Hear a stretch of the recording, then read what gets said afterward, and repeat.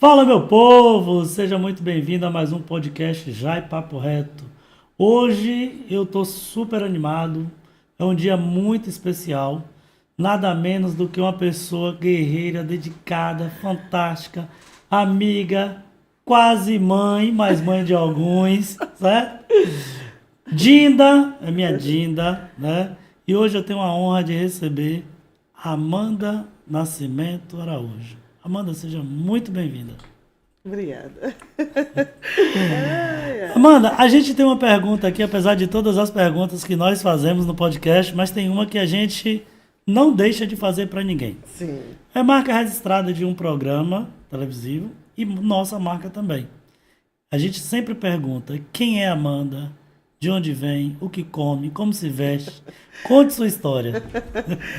Então, eu tenho uma trajetória em Itabuna já desde 2002, né? Já estou com 23 anos aqui em Itabuna. E venho de Minas Gerais, Triângulo Mineiro, Uberlândia.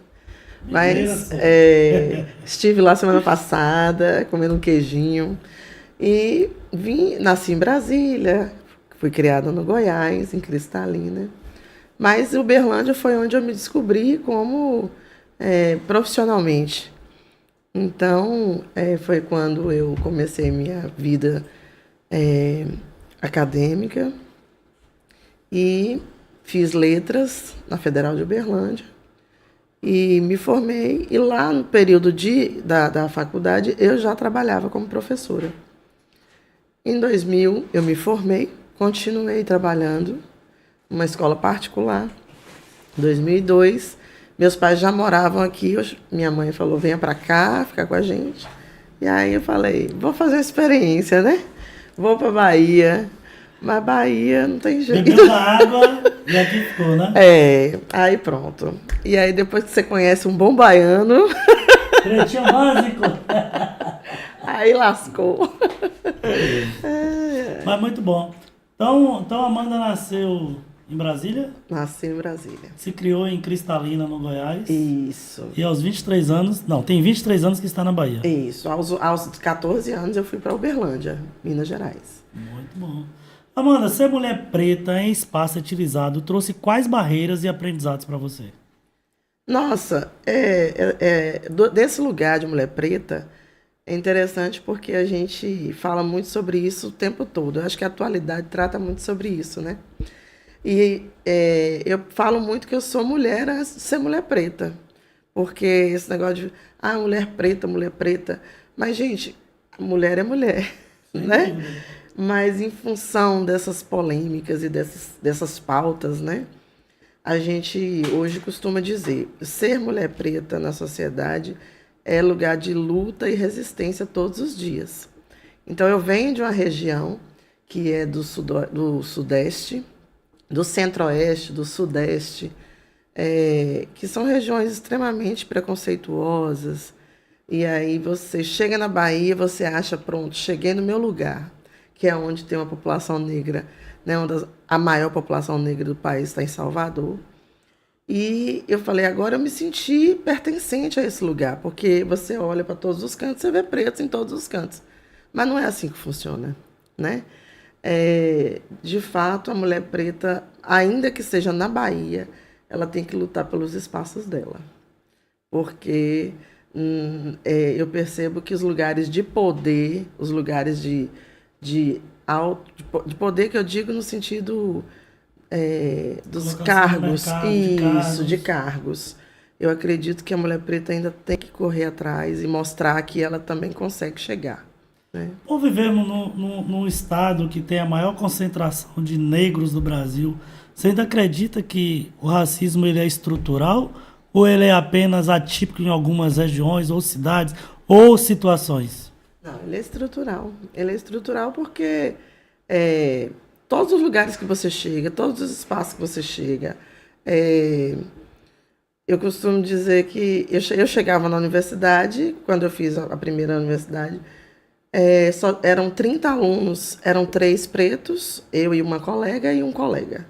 O restante eram brancos, que se reconheciam como brancos, né? Porque hoje a gente se reconhece, né? Uhum. E É estrutural. Você chega nos lugares, você percebe que esses dias a gente passou por isso. Nós chegamos num bar aqui em Itabuna, eu e meu parceiro, e a gente foi alvo de olhares, assim, sem nenhuma descrição.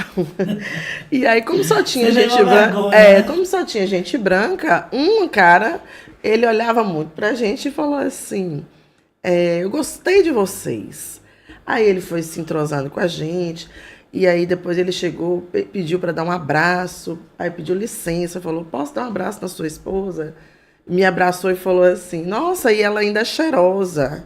Tipo, Preto tem que eu ser te. fedido? Justamente. Aí eu segurei e falei assim: não, às vezes ele tá falando, mas não é com a intenção, não sei, mas assim, eu entendi que não era aquele lugar, não era para preto estar ali.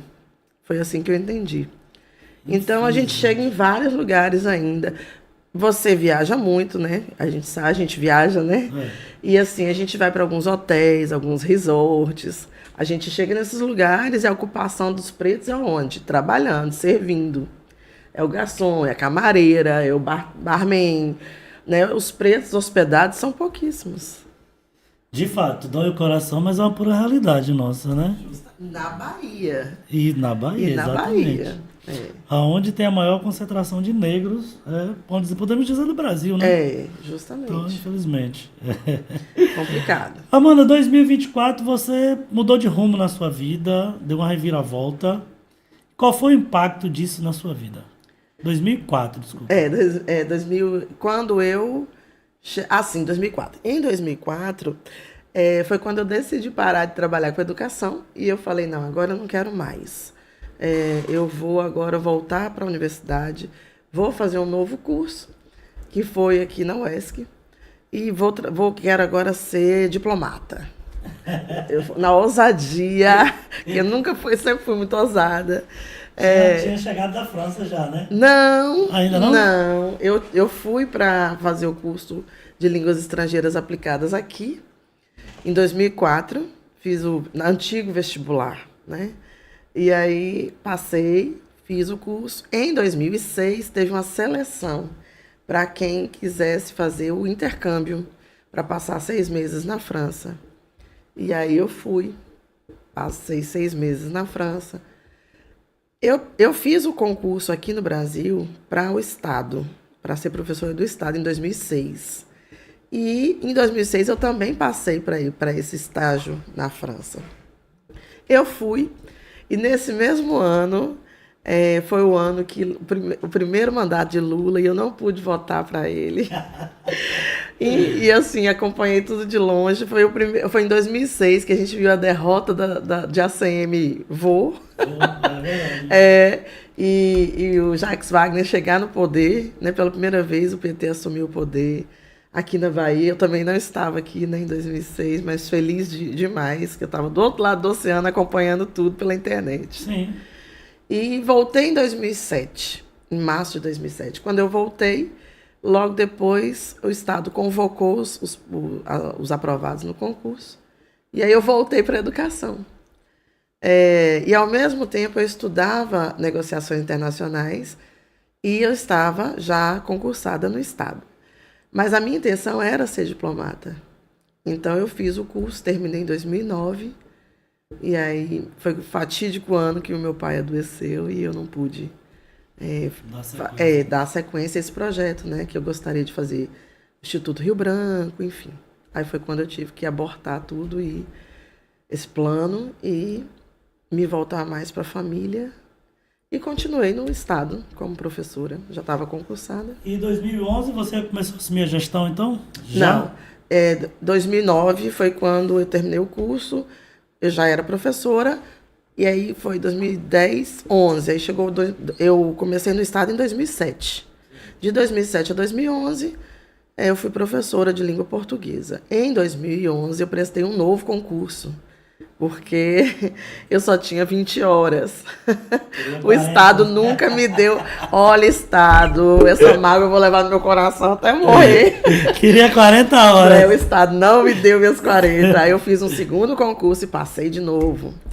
Ele estuda, né? Preto estuda. E tem que Ah, estudar muito. é porque tem que provar duas vezes, O né? preto tem que estudar. É. E mulher preta, então. E aí eu, coincidentemente, no final de 2010, eu fui convidada pela gestão do Colégio Modelo de Itabuna. Me convidou para ser vice-diretora.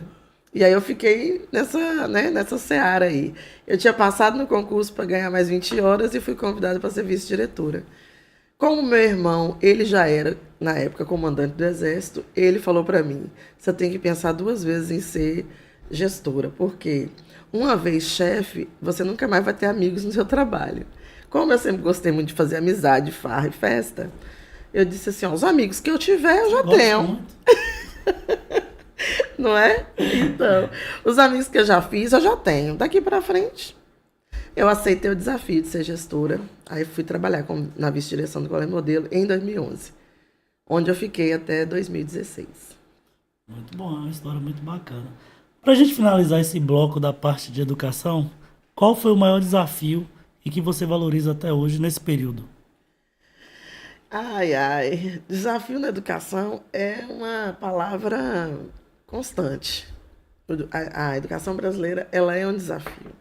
Mas eu acho que o maior desafio foi depois de todo o processo, foi a última oportunidade que eu tive em 2021, quando eu entrei para ser diretora. Pela primeira vez, eu assumi como diretora de uma escola estadual aqui na Bahia, e foi uma escola de educação no campo. Para mim foi o maior desafio, porque você ser professora de escola urbana é muito comum. Eu sou da zona urbana, fui criada na zona urbana, estudei, trabalhei a vida toda na zona urbana. Então, ser diretora numa escola que estava localizada no campo é um desafio até hoje. Para mim, profissionalmente, tem sido desafiante, e todos os dias eu acordo querendo fazer melhor e melhor. Muito bom. Vamos entrar um pouquinho na vida pessoal e falar um pouquinho da sua família. E como você já falou do seu irmão, logo anos depois, você acabou perdendo seus pais. Isso. Eu acompanhei de perto Aham, esses dois momentos tristes, sim. mas queria ouvir de você como foi superar essas três perdas na sua família. Eu acho que você estava presente nos três. Meu irmão Dois, estava viajando. sim, mas a gente já se conhecia, Sim, né? já. É, cada perda dessa foi um momento diferente, porque foi cada momento. Quando eu perdi meu irmão, que foi a primeira pessoa, foi dolorido, porque ele era muito jovem, e perder um irmão aos 39 anos de idade não é uma coisa. Assim, a gente não espera. A gente espera que vai envelhecer, que vai, né? Que vai viver por muitos anos.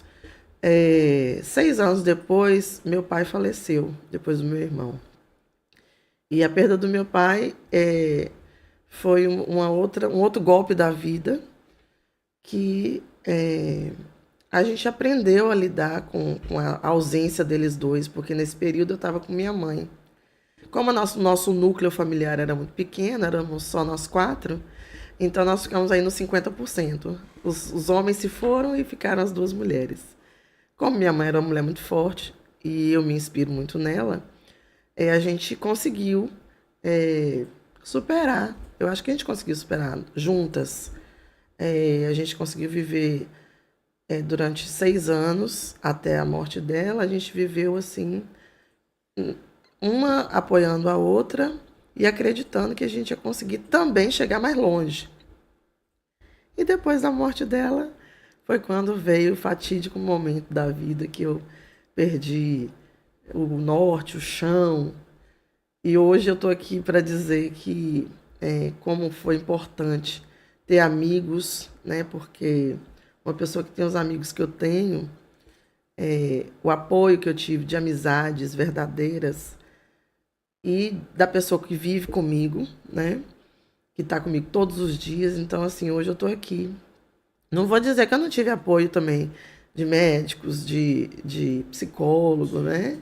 Que também foi extremamente importante. Mas estar aqui hoje falando com você é a prova de que eu consegui superar. E falar, e conseguir falar que o caminho vai seguir, que a gente vai continuar, até quando tiver que ser. Eu sei das dificuldades que você passou e quantas conversas nós já tivemos para superar esses momentos. Você tocou num ponto importante, que é o apoio não só dos amigos. Você considera, e até dando um conselho para outras pessoas, que isso é importante para que pessoas que estejam passando ou venham passar pelo que você já passou, que tem esse acompanhamento médico, né, que, abre aspas, psicólogo não é só para doido, fecha aspas. É. Então, eu não entendia porque eu não tinha passado por um trauma tão grande. Mas depois que eu tive essa questão dessas perdas todas, né, que para mim foi assim, eu considero uma tragédia na minha vida, porque você olhar para sua história e ver que esses atores não estão mais com você, não é fácil. Então, em princípio, eu comecei com o psicólogo. E o psicólogo foi muito importante. Só que o psicólogo não deu conta sozinho. E quando você está nesse processo de depressão, você não entende que o psicólogo está dizendo para você: olha, é necessário que você precise também de acompanhamento médico com o psiquiatra. Só que na minha cabeça o psiquiatra ia passar medicação. Passando a medicação, eu achava que eu ia perder o norte da vida, que eu ia perder a realidade. Então eu tive um pouco de resistência. Depois que eu fui para o psiquiatra, foi que eu entendi, né, a importância de você ter esse acompanhamento da medicina, da ciência, que ela entende que você precisa do medicamento certo.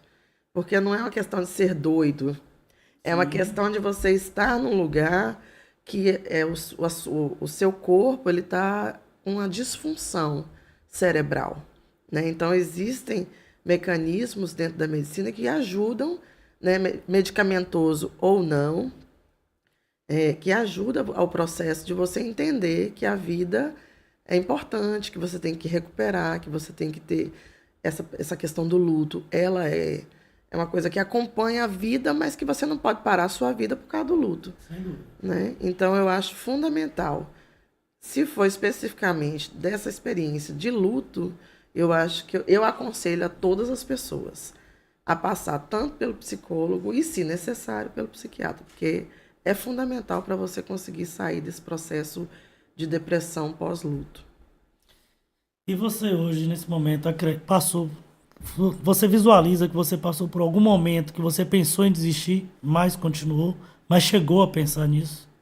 A gente pensa, porque a gente chega num lugar que a gente acha que não vai superar.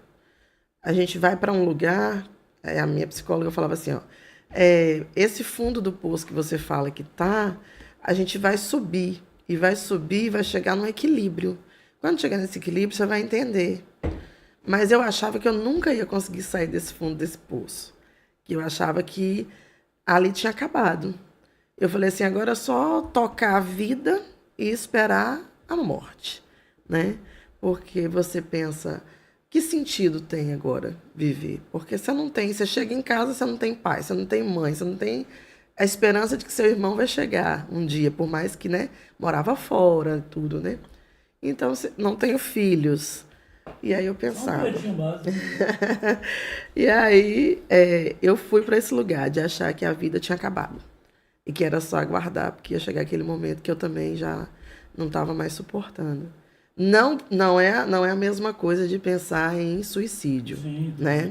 Isso, graças a Deus, eu nunca tive, porque o pensamento suicida é outra questão, né? Que eu nunca experimentei, espero nunca ter estar nesse lugar.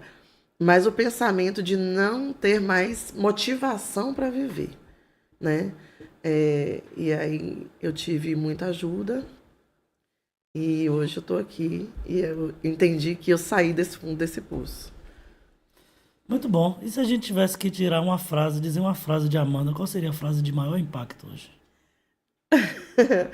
Eu escuto muito uma música e eu acho que essa música ela fala, é de uma cantora que eu não vou lembrar o nome agora, mas ela fala assim, ó, eu não posso mudar o mundo, mas eu balanço o mundo. Então, realmente, eu acho que eu vim para não mudar o mundo inteiro, mas eu vim para modificar muita coisa. E eu vim para balançar também.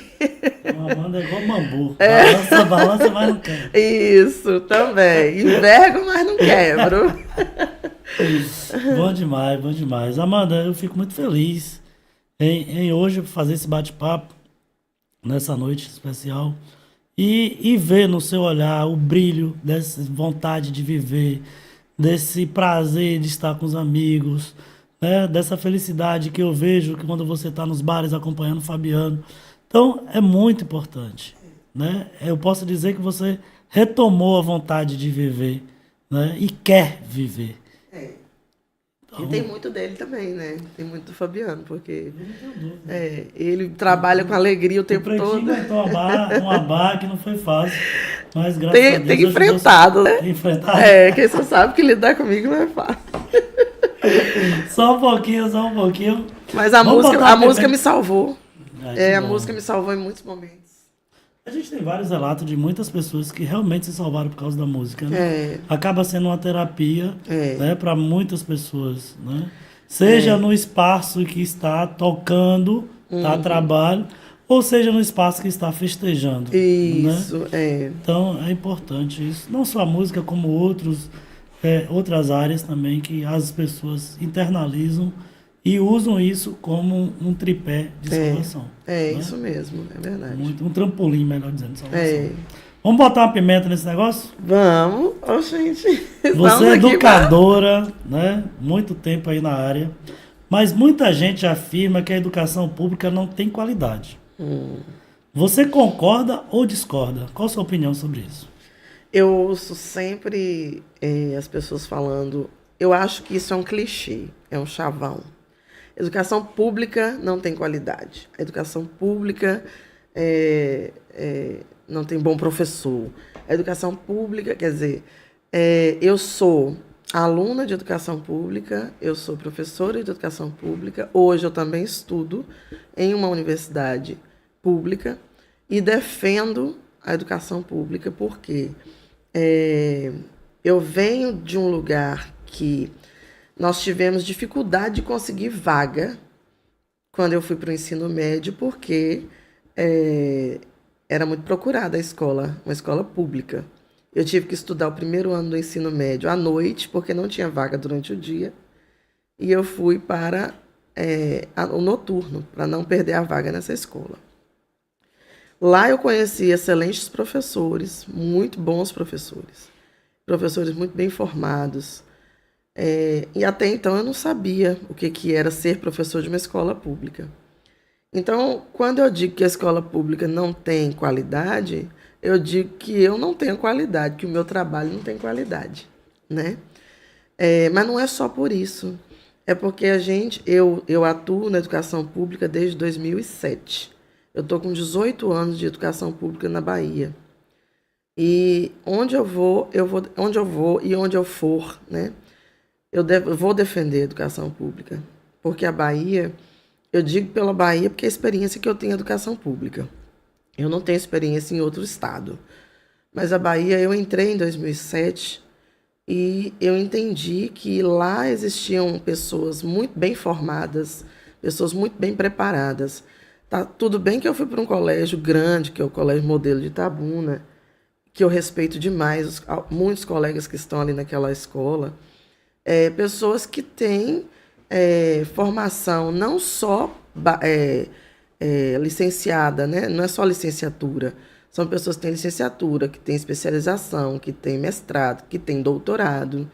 Então, e mesmo que não tenha mestrado nem doutorado, mas são pessoas que têm uma formação e que têm uma carreira de docência muito bacana e respeitada. Então, quando se fala a educação não tem qualidade, eu vou sempre discordar com isso, a educação pública. Porque não é que a educação pública não tenha qualidade. O que a gente tem muito hoje, e talvez eu vou puxar a sardinha agora para o meu lado, a gente tem muito hoje a falta de participação de pais na escola E a gente tem uma luta grande com questões paralelas, porque depois da internet a gente vem lutando muito para conseguir trazer esse aluno para a nossa proposta de educação. A escola hoje, eu trabalho na escola de tempo integral, né? O estado da Bahia hoje tem muitas escolas de tempo integral com infraestrutura excelente, né? E escolas com esporte, com quadra, com piscina, com campo de futebol society, que não é o meu caso, mas a gente já tem equipamentos muito bons, escolas com estruturas muito boas. Então, o que mais que se quer na escola? Se você tem professor de qualidade, professor com boa formação, escola com boa estrutura, né? Educação em tempo integral, que é o aluno ir para a escola, passar o dia todo com alimentação, com esporte, com a educação formal. Então, assim, eu não entendo quem são essas pessoas que dizem que a educação básica, a educação pública não tem qualidade. Eu acredito que são pessoas que não conhecem a realidade atual da educação E pública. acabam discriminando, né, criando esse slogan, né, que a educação pública não tem qualidade, mas não conhece a total realidade da educação. Ou até mesmo pegando alguns exemplos raros que possam acontecer, que realmente tenham acontecido, de escolas mais inferiores e que realmente deixa a desejar. Mas não que a educação não tenha qualidade. Mas eu acho que é a repetição como eu te falei, a repetição de um clichê, de um chavão. As pessoas que não conhecem a realidade da escola, por exemplo, eu estou falando da escola pública estadual, que é a escola que eu conheço, que eu atuo há muitos anos. Se eu for falar hoje da escola pública municipal de educação, a educação municipal de Itabuna, por exemplo, eu vejo muito problema nas questões de estrutura física, na questão predial, né? Nós temos problemas graves em Itabuna. Eu moro no bairro da Califórnia, onde nós temos 3 escolas municipais que estão fechadas por falta de estrutura física, que estão abandonadas. Se eu não me engano, uma delas, que é próxima à Feira da Califórnia, foi reinaugurada recentemente, que eu não sei se está funcionando. Mas nós temos mais 2 escolas de tradição, que são antigas e que estão lá abandonadas. Ou seja, depois da pandemia, nós não tivemos mais cuidado com a educação municipal de Itabuna. Que é a educação básica, né? Onde deveria vir os primeiros cuidados, as primeiras atenções voltada para a educação básica, é o início da formação do cidadão. Justamente. Né? Porque esse aluno vai chegar lá na sua escola ou em qualquer outra escola da rede estadual com uma educação básica deficitária. Né? Justamente. É aquele aluno que passou por passar. Uhum. Né? Que foi empurrado, né? Que a gente diz. Empurrado. E a gente tem percebido também que e não é sobre uma questão de achar. Que eu penso que a gente não pode ficar no achismo, a gente precisa investigar. Então, nós temos muitos professores que relatam sobre a questão da educação fundamental, da alfabetização do Fundamental 1 e 2, que faltam professores que são formados, por exemplo, em matemática e português. Né? Se você não tem um profissional na educação básica, nas séries iniciais, que é formado para alfabetizar, em língua portuguesa, e um professor que não é formado em matemática para ensinar a matemática básica, esse aluno ele já vem com essa deficiência na educação fundamental. E aí ele vem e ele chega na educação, no ensino médio, já todo embolado, porque ele já vem com esse processo dessa dificuldade especialmente em educação e matemática. E por que eu falo disso? Porque eu estou no ensino médio há muitos anos e recebo esses alunos que vêm da educação fundamental. E não é só Itabuna, viu? Gostaria de deixar claro. Também já trabalho em Maraú há 5 anos.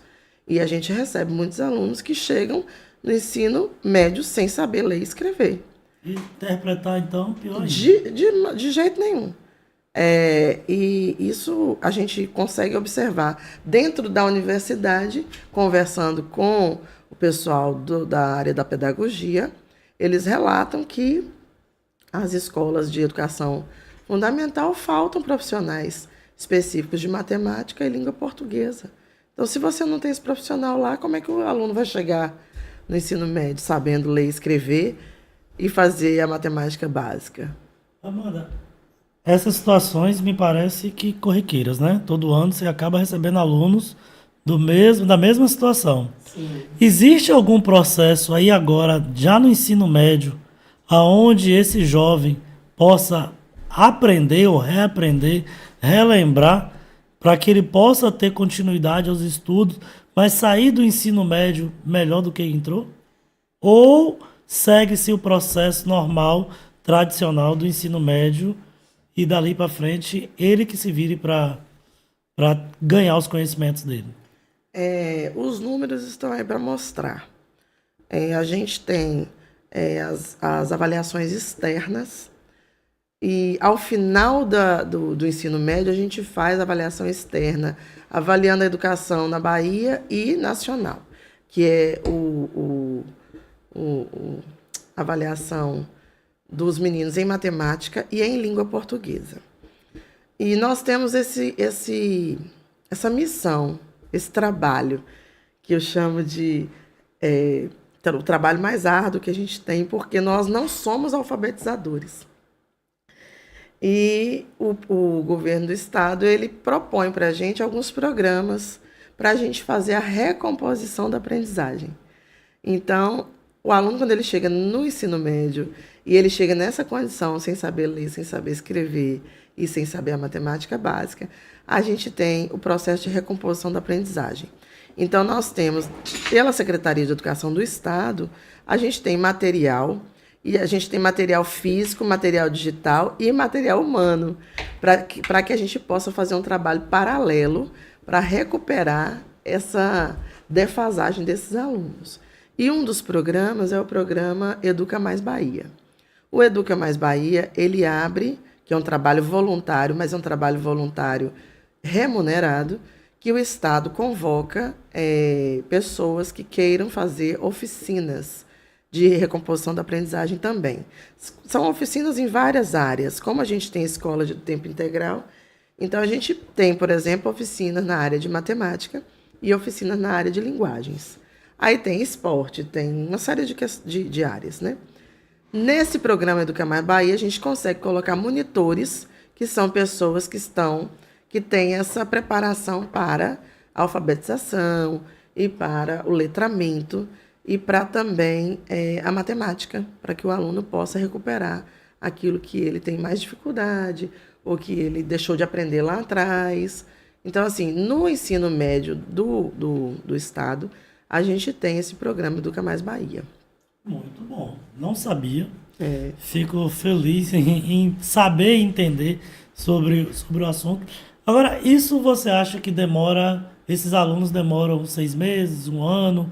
É todo o processo do ensino médio, porque precisa recuperar anos, né, de defasagem do ensino fundamental 1 e 2. Mas qual o tempo disso? No estado são os 3 anos. A gente tem o programa Educa Mais do primeiro ao 3º ano. Então, o planejamento é com o professor efetivo da unidade escolar e o monitor. Então, faz a programação, porque como a gente já tem todo o material que o Estado disponibiliza de recomposição da aprendizagem, a gente tem todo o planejamento que a gente faz por unidade todos os anos. Então, desde o primeiro ano, quando o aluno chega, ele tem esse acompanhamento. No primeiro, no segundo e no terceiro. No terceiro é mais efetivo, porque no 3º ano é o ano que ele vai fazer as avaliações externas. Aí a gente tem um foco específico, além das avaliações externas que ele faz de avaliação em matemática e português no Estado e a nível de Brasil, ele faz também o Enem, né? Então, a gente tem esse foco no 3º ano específico, mas desde o primeiro ano a gente tem esse programa. Parabéns para a gestão, parabéns para o governo do Estado, porque eu acho isso muito importante. Eu mesmo não sabia, né, desse programa. E acaba evoluindo o aprendizado, né, desses alunos para que se tornem profissionais, porque agora já não são mais só um cidadão, né? Isso. Já são pessoas buscando o seu mercado de trabalho Sim. e precisam adentrar o mercado de trabalho. Muito importante isso. E dentro da escola também existe o programa de monitoria dos alunos. O Estado também paga os alunos para serem monitores. Então, se você tem um aluno que ele tem mais habilidade, tem facilidade em matemática ou em português, ele também pode ser monitor. O próprio aluno da escola. Então, ele recebe uma bolsa de estudo mensal e ele trabalha como monitor também. Muito bom. Amanda, recentemente nós vimos aí um influenciador a nível nacional muito conhecido falando de adultização, né? De jovens e de crianças. É um tema muito sensível, principalmente quando se trata de educação. Você acha que os celulares, que já estão sendo até proibidos em algumas escolas, em alguns estados também, você acha que o celular na mão do aluno, ele cria ainda mais essa possibilidade desse engajamento, desse compartilhamento de fotos, de fotos íntimas, de outras publicações inadequadas para o momento da escola? Na sua opinião, realmente deveria ser proibido o celular na escola ou ainda não? Esse Porque tema em é alguns momentos, polêmico. em alguns momentos o celular também é uma ferramenta de estudo, né? E na sua opinião? Então, você já acabou de falar. É polêmico, né? Na verdade, é uma lei federal, né? Não se pode usar celular dentro de uma unidade escolar no país. Não pode ser usado. O aluno Mas pode ainda vemos portar. Não, algumas escolas. mas ele pode portar. Certo. Ele pode levar o celular. Ele não pode usar. Quando é que o aluno pode usar? Se o professor solicitar como ferramenta pedagógica, ele pode usar. Se não, ele não vai poder usar. E aí E é obedecido mesmo, Amanda? Então, a gente sabe, né? Falando de adolescente, a gente tá falando de adolescente, né? Adolescente é um processo complicado. No meu caso, porque são ensino médio. Sim. Mas a gente a gente está respaldado numa lei. E essa lei, a gente fez o material de exposição, o material de divulgação da lei, como é que pode, como é que não pode ser usado. Mas perpassa muito mais pela formação do adolescente. Porque se o adolescente já vem, que a gente vê isso, né? Um bebê, uma criança, já portando o celular, então ele já cresce, né?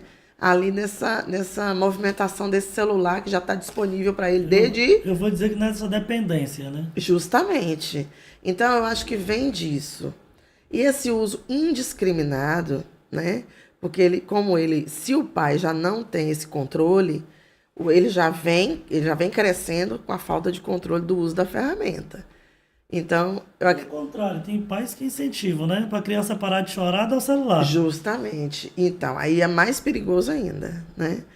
E ficou comum, né? É comum. Sobre essa questão de se eu sou a favor ou contra, eu não sou contra o uso do celular como ferramenta pedagógica. Mas é que o aluno, ele não tem a maturidade e ele Quem tem adolescente na família já sabe. O adolescente, ele é rebelde, ele quer ir contra, ele quer fazer... Tudo que é proibido tudo que é permitido, né? Isso, ele quer fazer o que é proibido. Então, eu sou um pouco radical nesse sentido. Eu já chego e falo com eles o seguinte, eu não estou lidando com criança, eu estou lidando com pessoas que entendem perfeitamente que não pode, o que não pode, acabou. Já sabe né? que é certo e errado. Eu não tenho grandes problemas na escola que eu trabalho. Não tenho. Se eu disser que é verdade, não é. Mas a gente passa por alguns perrengues, assim, de vez em quando, né? E é um trabalho coletivo, porque se eu sou a gestora e tenho o coordenador e tenho o professor, então a gente tem que estar ali trabalhando junto, né? Para poder...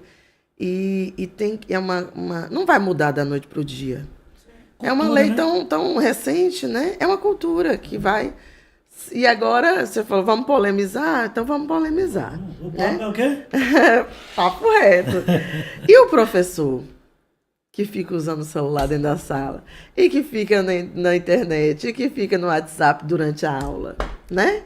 O professor, na hora da prova, está fiscalizando a prova, mas está ali no WhatsApp, que a gente sabe que fica. Né? Então, vamos parar aí para deixar de hipocrisia, porque não pode para o aluno, não, o professor está ali usando, né? Dentro da sala de aula. E aí? Não dando o exemplo da forma que deveria dar. Justamente, então... Inclusive, cria até argumentos para os alunos, né? Eu não posso, mas você pode. É, justamente. Mas é isso. É um tema realmente polêmico que levanta vários comentários positivos e negativos, né? Várias opiniões, melhor dizendo, né? E Amanda, com relação a esse tema tão explorado nesse momento que virou a educação e o país de cabeça para baixo, inclusive levando de uma lei em tempo recorde no Brasil, né? Adultização.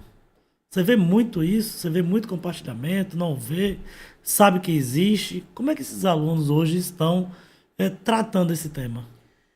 Na verdade, eu acho que esse tema ele veio especificamente por conta de alguns acontecimentos, né, que a gente tem visto recentes.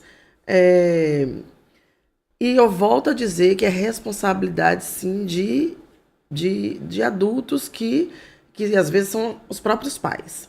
Eu ouvi recentemente um amigo nosso, que é amigo comum, falar de uma sobrinha que a mãe colocou desde pequena para ser blogueira. Porque as lojas, né, e tal. Quer dizer, você começa a despertar já essa questão da criança, dela estar ali em frente ao celular e ser aquela figura que está sendo exposta e é uma criança. E é engraçado porque quando uma afilhada minha nasceu, eu tive um problema com o pai dela, nós brigamos, porque eu fui publicar uma foto dela quando ela era bebê. Eu fiquei muito feliz, porque ela nasceu. E o pai disse que ia me botar na justiça, que ia me denunciar, porque eu botei a foto da filha dele na internet, sem a permissão dele. Na época eu fiquei muito chateada, né? Mas hoje eu entendo. Porque, primeiro que eu não podia ter feito isso com a figura de um bebê, filho de uma outra pessoa. Né? Já estava errada por aí. Mas não fiz com maldade. Eu fiz porque eu queria dizer, minha filhada nasceu. Segundo, porque... publicação da foto sem a permissão é crime, né? Então, essa adultização, ela vem, eu acho que foi a culminância de um processo de irresponsabilidade de muitos pais. E agora eu vou citar o nome, porque todo mundo vê, né? E não vejo utilidade, não vejo essa pessoa colaborar para nada que seja útil socialmente. Então, like para ganhar seguidor e bota como é o nome? O Instagram da criança, né? Administrado por um adulto. Então, assim, eu sou contra. Eu não acho que isso é papel de pai e mãe. E eu acho que isso é você se utilizar da figura infantil para ganhar dinheiro. Quer dizer, você não sabe trabalhar não, meu filho? Você não sabe trabalhar não, minha filha? Sabe fazer nada de útil na vida, não? Vai ficar mostrando sua casa, sua vida, seus filhos, para ganhar like, para ganhar seguidor, para ganhar dinheiro. E pior, eu acho os seguidores. Porque o seguidor... E dando dinheiro para justamente, dando dinheiro para esse povo. Então, eu falo para os meus alunos, eu digo assim, gente, eu me lembro muito bem de uma turma do terceiro ano, que terminou o terceiro ano passado, eu disse assim, para de loucura. Vocês não vão seguir esse povo de internet achando que vocês vão ganhar dinheiro, não. Né? Por quê? Porque tem gente que ganha e tem gente que não ganha. Então, vocês têm que tomar muito cuidado. E se por um acaso você quiser seguir alguém, não vai seguir fulaninho Maia, fulaninho não sei das quantas, né? Tem um cara que eu acho massa, que é o Gil do Vigor.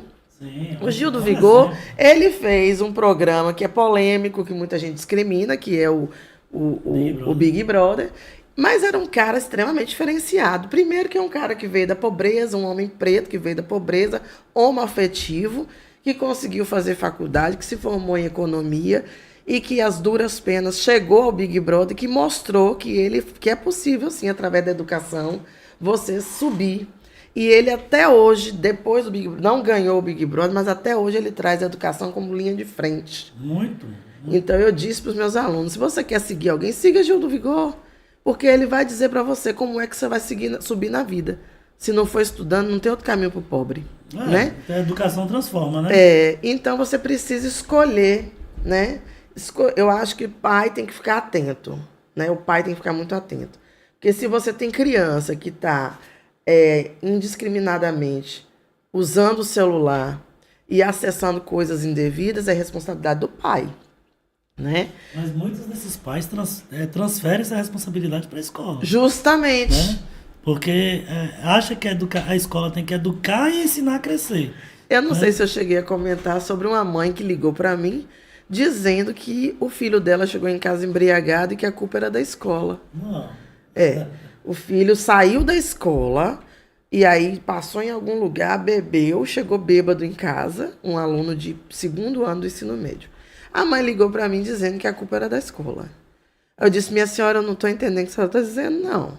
Porque aqui na escola não tinha bebida. Ele não entrou com bebida dentro da escola. Como é que é? Aí ela começou a brigar comigo. Eu disse assim, se a senhora quiser que eu converse com seu filho e aconselhe o seu filho a não fazer isso mais, é outro processo. Mas não responsabilize a escola, não.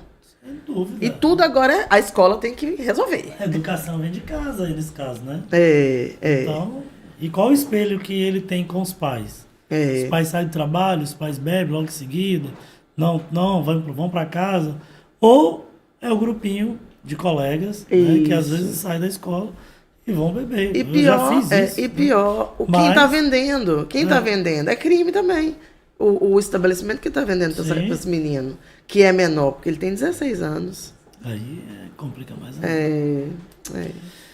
Tô gostando desse negócio, tá podcast. Gostando? Tô gostando de conversar. Vamos aproveitar que a gente descontraiu, Marco. Bora vender? Porque manter esse podcast agora tá mais caro, viu? Rapaz, você viu que a gente mudou de espaço, né? Estamos de casa nova, bonito, amplo. E eu tô sendo privilegiada, né? Porque sem dúvida, estou sendo convidado para o espaço novo. A equipe crescendo, então agora a gente já tem mais 2 meninas aí. Mike fez nepotismo aqui. É irmã? Deixa eu ver, deixa eu olhar. A de cá é a esposa e a de lá é a cunhada. Nepotismo, isso. Eu vou conseguir diferenciar pelos óculos, né? Não, eu olhei rapidinho pra ver quem é. Eu procurei o óculos, eu falei onde é que tá. E aí, Mike, esse programa é oferecimento de quem? Não é Boteco Gaúcho, viu? É Gaúcho Café e Pizzaria. Um abraço. Muito bom. Fui lá nesse. O café sempre foi maravilhoso. Maravilhoso. Agora a pizza perfeita. E as massas que Rogério faz? Top demais. Top. Rogério esteve aqui dia 11 desse mês, né? Então um forte abraço aí, Rogério. E passe lá comer uma pizza aí. Eu recomendo. Eu também. Terminar a dieta, eu volto lá. Posto do Gordo, já te deu uma lavagem no Posto do Gordo, você não foi lá lavar o carro. Aí, Posto do Gordo, onde é o Posto do Gordo, gente? Ali no bairro de Fátima. Sim. Posto do Gordo, pensou em lavar seu carro e higienizar, claro, né? Dê um pulinho lá no Posto do Gordo e faça aquela lavagem caprichada. Forte abraço, meu amigo. Tá ouvindo aí, amor? Posto do Gordo. Pois é. Acabou de ganhar mais uma lavagem. Opa!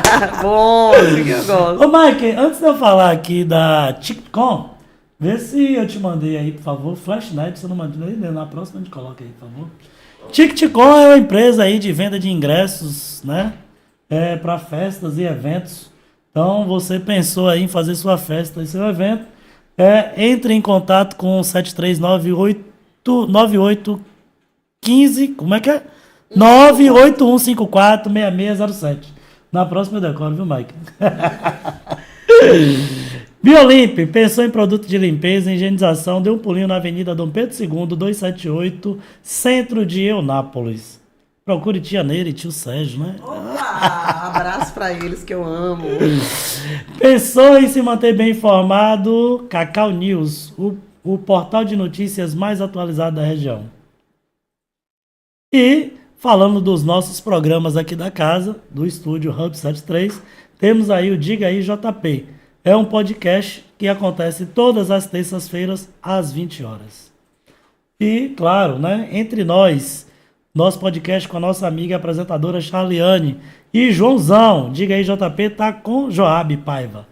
E Joãozão que acontece todas as quintas-feiras, então amanhã, a partir das 19 horas. Grapiúna TV, nossa TV web aí. Então, quer se manter também informado, conhecer todos os podcasts. Você pode visitar www.grapiunatv.com.br. Mas que tá faltando colocar ali agora o Rzinho, viu? De registrado, viu? Tá registrado esse negócio. O trem tá andando. E claro, não podia ficar sem. Estúdio Hub 73. Entre em contato conosco.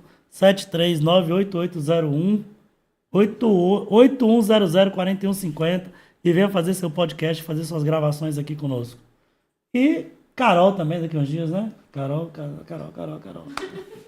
Carol ou Catarina? Carol. Então, show de bola. Vamos pra frente. Bora. Amanda. Bora de papo reto. Bora que o papo é reto. Procura aí, Mike. Eu te mandei Flashnet. Acabei esquecendo. Coloca aí, por favor. Você acha que na escola tem espaço pra gente, para ser tratado temas como política e social e religião? Na minha época a gente tinha matéria de religião, acho que hoje não tem mais.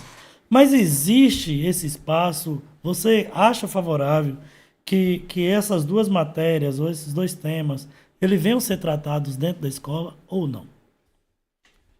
Eu acho que são temas muito, muito importantes e que devem ser tratados dentro da escola, mas com responsabilidade.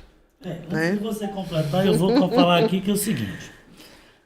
Se a gente falar de política hoje, a gente tem lados partidários. Então, algumas pessoas podem dizer que é a favor do presidente A e outro do presidente B. Nós vivemos no país, acho que mais laico do mundo, quando falamos de religião. Né? Então, nós temos religião africana, matriz africana, cristã, catolicismo, evangélico. Como tratar desses dois temas tão polêmicos e tão sensíveis? Eu acho que a gente pode falar sobre religiosidade. Porque quando a gente fala de religião, é delicado, porque o que o outro entende talvez não seja aquilo que você quer dizer. E a gente não vai pregar a religião dentro da escola, né? Porque a gente já sabe que cada um tem a sua liberdade de escolha. Então, falar sobre a importância da religiosidade, da espiritualidade, eu não vejo problema nenhum. Agora, eu acho que é muito mais importante a gente falar sobre o respeito à diversidade religiosa. Porque quando você está numa escola, eu passo muito por isso. Eu trabalho numa escola onde eu atendo comunidades quilombolas. Então, eu não sei quem são as pessoas ali que têm as religiões de matriz africana, né? E quais não têm. Sim. Independente de ser de comunidade quilombola, também eu não sei quem são as pessoas que têm, que são cristãs, que não são cristãs, que são ateus, que são... Enfim. Então, eu preciso falar sobre o respeito à diversidade religiosa. Porque os alunos eles precisam entender isso na escola, porque eles vêm de casa muitas vezes com esse preconceito impregnado. Né? Então, eu ouvi muito, né, quando a gente chega no 20 de novembro, falar sobre as religiões de matriz africana, e aí a gente tem alunos há muito tempo, não só nessa escola que eu estou hoje, desde o Colégio Modelo. Quem estiver ouvindo vai saber do que eu estou falando. No Colégio Modelo, a gente teve uma apresentação de um grupo que entrou jogando pipoca no auditório. E aí foi uma loucura. Foi uma loucura, porque a gente tinha pessoas ali que acharam um absurdo, que a gente não podia deixar. Quer dizer, se a gente está falando de diversidade religiosa, que o Estado é laico, como é que eu não vou permitir que o grupo faça essa manifestação religiosa? Né? Então, assim, foi um processo complicado. E hoje, na escola onde eu atuo também, não só os meninos, mas existem professores, existem equipes da gestão escolar que têm preconceito em relação às religiões que não são cristãs, né? E aí eu vi uma pessoa falando hoje sobre o que Chico Xavier pregava e o que Dalai Lama fala, né? Deixou escrito, que a gente precisa entender que a melhor religião é aquela que te leva para um lugar melhor. Então, se você escolheu a religião A, B, C, D, se ela te faz um ser melhor, um ser do bem e um ser de amor, tá bom demais, né? Porque se é uma religião que você defende, mas que você tem um discurso de ódio, de raiva, de preconceito, né? E de discriminação, aí é complicado. Porque Que religião é essa, né? então, quer dizer, você se diz cristão, É. eu vou dizer por mim, né? Porque eu acredito ser cristã, embora eu não seja uma cristã, que eu falo, Senhor, Pouco me perdoa, praticante. me perdoa, Jesus, que eu estou precisando melhorar todos os dias. Mas o Deus que eu acredito é o Deus de amor, é o Deus do perdão, é o Deus que aceita todos, é o Deus que une todo mundo. Então, se você é cristão, aí você vem e diz, né, você fala discriminando e brigando, enfim. Então, por isso, eu acho que dentro da escola é importante trabalhar sobre isso, sobre diversidade religiosa, sobre o respeito à escolha do outro, o respeito à diversidade, que cada um sabe aquilo que é bom para si. Agora, se é alguma coisa que te faz mal, que te incomoda, porque eu não entendo isso. O que faz mal eu não ser cristã ou eu ser cristã? Isso te incomoda em quê? Isso modifica a sua vida em quê? Né? Então eu não consigo entender por que esse fator da religiosidade ele é tão polêmico. Né? Pode sim falar na escola, tem que se falar na escola. E questão da política? Aí a política também. Se você for falar de política partidarista, é problema. Tem que ser tratado como um todo. Justamente. Eu acho que a gente precisa falar do ser político, do cidadão político e da importância de você estar como ser político dentro da sociedade, seu papel enquanto ser político. Ah, não, porque eu sou neutro, eu não gosto de falar. Mentira. Se você fala que você é neutro, você tem medo e você é covarde. Porque eu tenho que dizer sim, eu tenho que falar sim. A neutralidade, ela diz que você não é neutro. Ela revela. Ela te deleta, né? Ela te revela. Ela te revela mesmo, né? Ela revela que você, né? Ela te delata. Delata, pronto, você lembrou. Ela revela aquilo que você, né? Porque quem não tem, eu nunca vou ter medo de dizer para as pessoas que eu sou de esquerda. Agora, o grande problema é você não entender que nem todo mundo vai ser de esquerda, que tem gente que não quer ser, E respeitar quem é né? de direita. Justamente. E eu convivo muito bem com quem não é de esquerda. A questão é que a gente hoje tem uns discursos muito raivosos, né? Eu tenho me policiado Muito inflamados. muito inflamados. Eu tenho me policiado. Você tem se educado muito? Tenho buscado todos os dias melhorar nesse sentido. Já fui radicalista, já fui, né? Já brigou comigo? Já briguei com você. Jesus. Eu não vou dizer quantos anos eu tenho, mas aos 18 anos eu decidi que eu ia ser de esquerda. Eu decidi, mas depois de um processo de entender. Não foi, eu não vou na onda de ninguém. E aí, de lá para cá, eu nunca mudei. Sempre vim nessa linha da esquerda. Mas a escola precisa trabalhar o ser político não partidarista. Mas, se quiser falar de partido, não tem problema nenhum. Eu não tenho problema em falar. Mas o cidadão, ele é político. A partir do momento em que eu falo assim, ele chega para mim e fala assim, professor, a gente não quer carne de porco na merenda. A gente fez uma reunião e a gente decidiu que não quer carne de porco na merenda. Isso é política, né? Professora, a gente não quer o bolo de cenoura, a gente prefere o bolo de milho. Isso é política. Então, ele não entende isso como política, mas a gente precisa fazer ele entender isso. Né? Que quando ele luta dentro da escola por uma merenda melhor, pelo gosto da maioria, né? A água, eu trabalho num lugar que não tem água potável, né? Em Ibiaçu. E aí eles chegaram e falaram, a água não tá boa. Então, como é que a gente vai resolver o problema? Né? Temos que resolver esse problema da água. E isso é política, né? Amanda, falando aqui, não estava no meu script, mas lembrando também aqui, a diversidade de hoje que nós temos de pessoas é, homossexuais. Como isso é tratado dentro da educação e particularmente na sua escola? A homoafetividade, ela é só uma linha, né? É, e a gente, dentro da diversidade, como a gente falou da religião, a diversidade de gênero também ela tem que ser trabalhada. E não é agora, isso já tem um tempo que a gente tem feito essa, essa leitura e essa abordagem.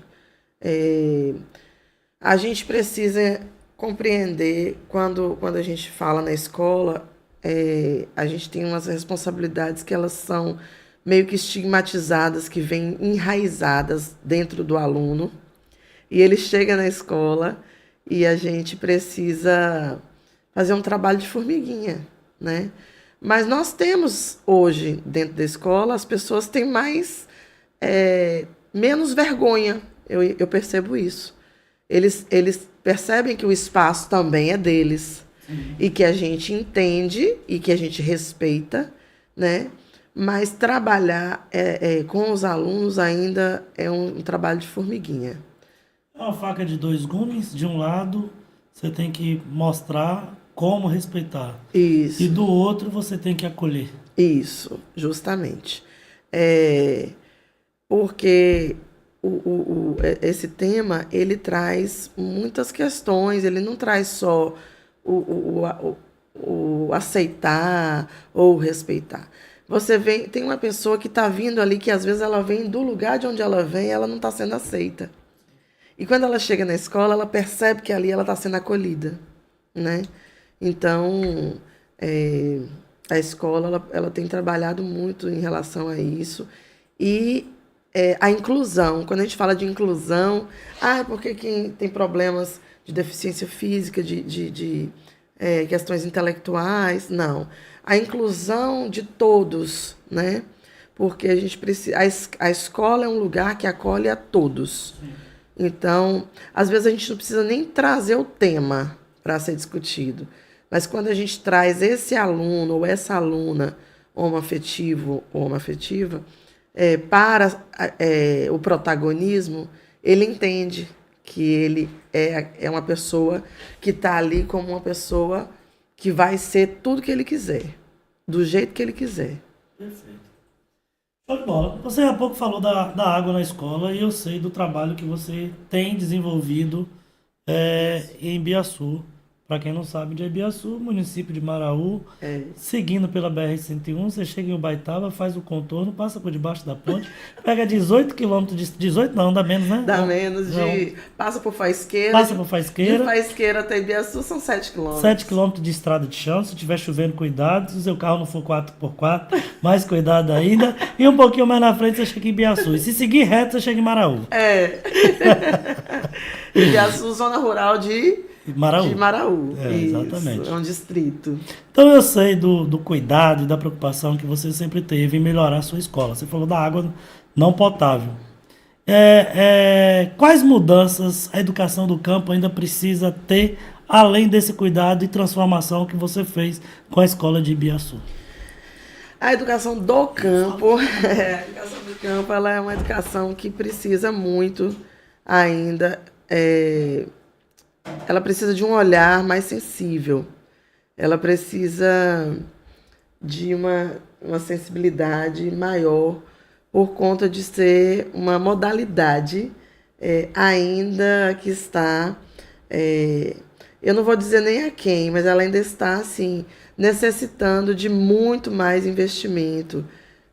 Hoje investe-se muito na educação das escolas urbanas e a educação do campo. O investimento chega, mas hoje eu diria que a questão estrutural da escola do campo ela demanda mais urgência. A questão predial da educação do campo. E quando eu falo educação do campo, eu falo educação da escola do campo, eu falo do Estado, né? Porque eu não tenho propriedade para falar da educação do campo no município. Mas do Estado, que é sob a responsabilidade do Estado, eu continuei falando. Isso aí, parabéns. Eu só que assim, com Muito bom. a escola, Podcast é isso. a escola do campo, sob a responsabilidade do Estado, ela tem tido mais atenção nesse governo, com a nossa secretária Rovena hoje, com a nossa diretora de núcleo regional do NTE 05, Larissa. Ela vai te puxar a orelha. Meu Deus. Eu fui falar Rovena Brito e agora não saiu Larissa. Bom, Larissa, que todo mundo sabe quem é. Ai, e o sobrenome dela é o mesmo do ex-governador, que é Larissa Costa. Pois é. Sob a responsabilidade de Larissa Costa, né, que é a nossa diretora do NTE 05, ela foi diretora da Escola do Campo, da Educação do Campo. Então, ela é sensível. Isso, ela é sensível. Então, hoje nós temos 6 escolas de Educação do Campo no território 5. E eu posso falar disso, né? Hoje eu estudo Educação do Campo, eu faço a 2ª licenciatura em Educação do Campo no município de Itapetinga, que é outra realidade, né? Uhum. Mas a minha intenção é me aprofundar mais nesse caminho. E as especificidades da Educação do Campo, elas são muito particulares, né? Porque perpassa sobre a questão do transporte escolar, das estradas do campo, que são muito mais complicadas, a questão da logística, a logística de se chegar, a alimentação, os professores, né, que a gente não consegue todos os professores daquela localidade, enfim. Então, a gente precisa ainda sentar com esses atores das escolas do campo, com os diretores, com a coordenação do Estado, que a gente tem uma coordenação própria de educação do campo, com Poliana, e com a nossa secretária Rovena, para a gente poder falar mais sobre, discutir mais sobre e investir mais, especialmente na questão predial. Nós precisamos muito, né, de um espaço maior, de um espaço melhor, né? E o gargalo é sempre o transporte escolar na zona rural. Esse é o grande gargalo. Eu estive na região de Bom Jesus da Lapa tem 2 meses e eu fiz uma rota que eu acho que foi a 2ª vez na vida que eu fui por lá. Então, em vez de eu ir Brumado, Catisté, Caculé, Guanambi não, Catisté e Riacho de Santana, eu fui ao contrário. Então, eu fui por Guanambi, então a rota é totalmente diferente. E passando nesse horário de meio-dia, a gente vê o transtorno que daquela região com transporte escolar, que não é fácil, numa região totalmente semiárida, seco, e eu fico imaginando como que esses alunos têm motivação para estudar todos os dias. E aí a gente também vê reportagem de outras regiões, onde o aluno anda 2 quilômetros, caminha 2 quilômetros. A gente tem o estado do Amazonas, que é o mais complicado em deslocamento, né? É a região de Manaus ali, onde a criança estuda à tarde, mas ela sai de casa de manhã e ela chega à noite em casa. Né? São 3 horas de barquinho. Isso. Né? Então, e depois tem que caminhar. Ela caminha até o barco, depois ela pega o barco para ter que caminhar até a escola. E aqui em terra firme a gente vê crianças caminhando 2 horas, 3 horas, pega mais 1 hora de ônibus, 40 minutos, vai para a escola, chega cansado, não tem um aprendizado que deveria ter, não consegue desenvolver o aprendizado que precisava e acaba voltando super cansado para casa. A gente tem alunos que acordam 4 horas da manhã para estar na escola às 7. E a gente tem alunos que chegam em casa às 7 horas da noite. Lembrei quando eu morava em Guarulhos e trabalhava em Osasco. E é tão comum, né, em São Paulo. Eu faço esse trajeto de 1h30 para chegar na escola, quando eu estou em Itabuna, e eu acho tão comum. Mas eu vou te contar assim, que é comum para quem se acostuma. Estava eu em São Paulo, recentemente. Resolvo ir em Ferraz de Vasconcelos. E Um beijo para minha amiga Paula. Que eu não sei nem para outro lado que fica. Viajei com o cartão da CTPM dela. Vai de trem. Aí meu tio me espera na estação de Ferraz. Menino, eu entrei na estação do Brás. Antes da estação de Guaianazes começou um pau dentro desse vagão, desse trem. E o pau quebrou. Gente, o pessoal falando é todo dia. Ave Maria. Você não Mas tem é uma realidade, psicológico, né? vai lá pra baixo. É. Eu passei quase uma hora dentro do trem, eu quero falar metrô o tempo todo. Eu passei quase uma hora dentro do trem, eu imaginando pessoas que saíram de casa 4 horas da manhã. E estavam voltando 7, eu fui pra Ferraz de Vasconcelos 7 da noite. E agora traz isso pra fase infantil. Jovem. Entendeu? O quanto isso desgasta esse transtorno do transporte e da falta de escola mais perto de casa. Né? Essa estrutura do campo, onde você falou que o núcleo NTE 5 só tem 6 escolas? São 6 escolas do campo. 6 escolas. Em uma região que cabe pelo menos mais umas 10. Né? Mas eu sei que Larissa, você e outros professores diferenciados dão o seu melhor para transferir aquilo que tem de conhecimento para os alunos, né? E receber confortavelmente. Mas a gente sabe que precisa de mais. É uma coisa que eu acredito que a gente tem avançado. A gente está avançando. E a tendência é a gente, né, tentar ver se consegue mais. Porque a gente também depende, o transporte, a gente depende do município. Porque o transporte... Política. Como é que a gente não vai discutir política? Não tem como. Impossível. Entendeu? Tudo é política. Falando de política ainda, Amanda, mais de valorização também. Você acha que os professores são... Eu ia colocar desvalorizados, né? Mas precisam de uma valorização remunerada ainda melhor no Brasil? Continuam ainda invisíveis desse pagamento, ainda inferior? Como melhorar isso? Olha a polêmica. Só um pouquinho. Eu ainda não sei mensurar isso em nível nacional, né? Porque a Bahia é imensa. 417 municípios. Justamente. Então eu não sei mensurar. Eu sei que na minha região, na região de onde eu vim, não existia nem plano de carreira. Então, assim, quando eu comecei a trabalhar no estado... Então temos uma melhoria já. Aqui na Bahia eu já entrei com a política de plano de carreira, porque eu já entrei no primeiro governo, que foi 2007, eu já entrei no primeiro governo do PT, e aí a gente teve um plano de carreira já, e esse plano de carreira, ele tem 2 movimentos, ele pode ser na horizontal e na vertical, né? Só que eu entendo também que existem formas de você conseguir melhorias salariais. E você precisa buscar essa melhoria salarial. Existem grupos que defendem a melhoria salarial sem esforço ou com o mínimo esforço. O mais com menos. Isso. E a política de valorização perpassa pelo professor se qualificar, estudar, né? Enfim. Então, eu apoio essa política, a política de você estudar para melhorar o seu salário. E aí eu não acho que nós, professores do estado da Bahia, somos desvalorizados. Nós, professores efetivos do estado da Bahia, acho que somos bem remunerados. O grande problema que eu acho, que eu vejo, é a questão mesmo... Prepara o corte. É a questão mesmo do tanto de imposto que a gente paga.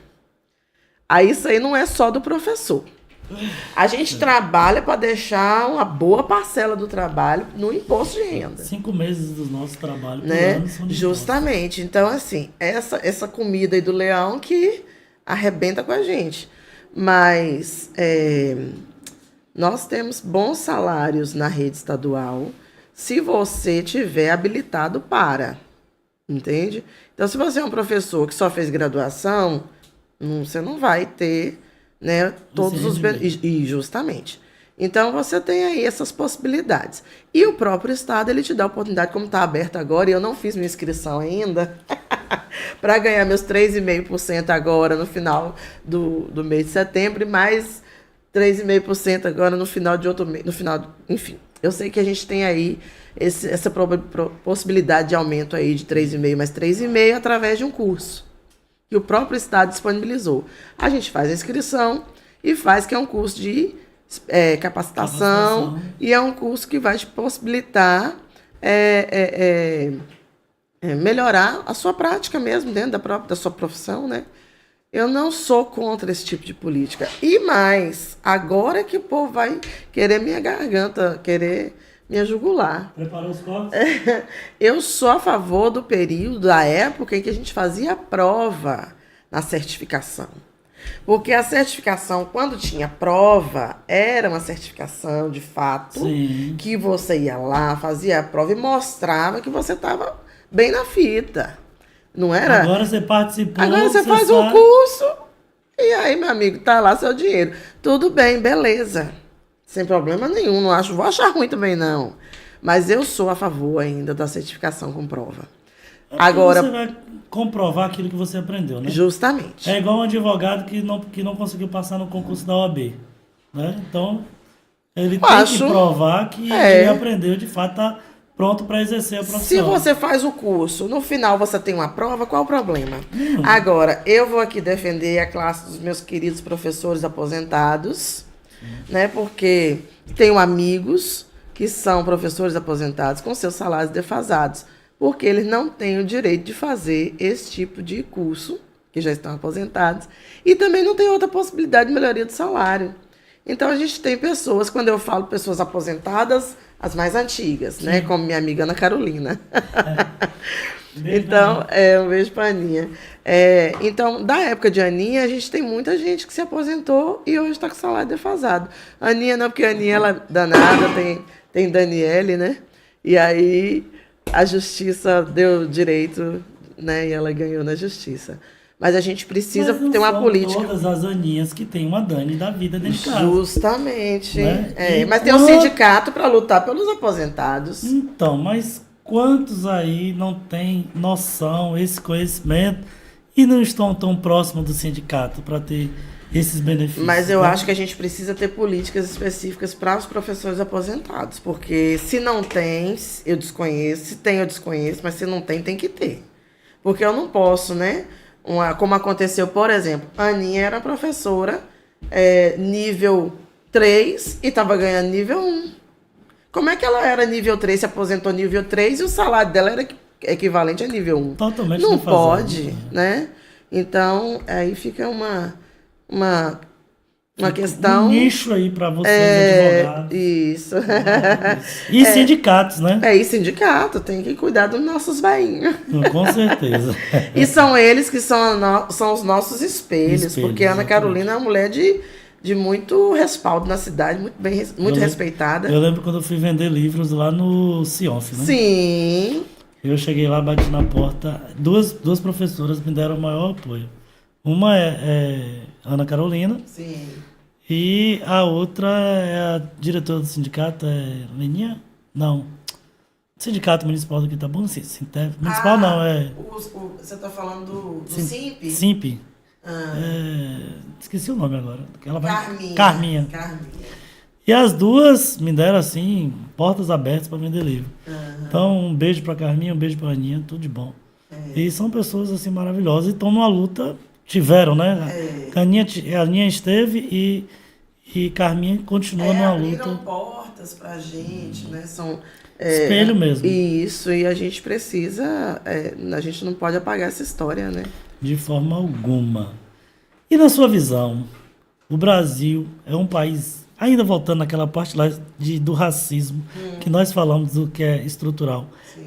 Você concorda que é estrutural ou o racismo é isolado? Você falou que concorda que é estrutural, né? Não é isolado. Não é isolado. É uma política.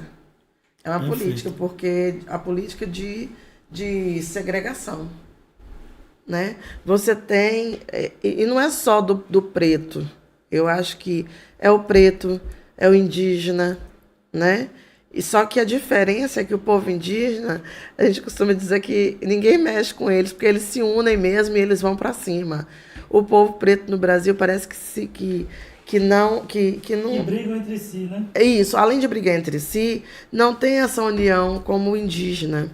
Então a gente é uma pauta, a pauta da questão do lugar do preto na sociedade, né? Que eu acho que ela perdura e ela vai ser uma pauta que vai ser ad eterna. A gente tem as pessoas que vão manter esse discurso, né, de que o preto é menor, de que o preto é inferior. E nós vamos lutar a vida toda para mostrar que, lógico que a Somos gente. alguém. Isso, e lógico que a gente avançou, né? Muito. A gente avança todos os dias. E são em várias áreas, né? Acabei de lembrar agora no futebol, quantos racismos na Espanha, né?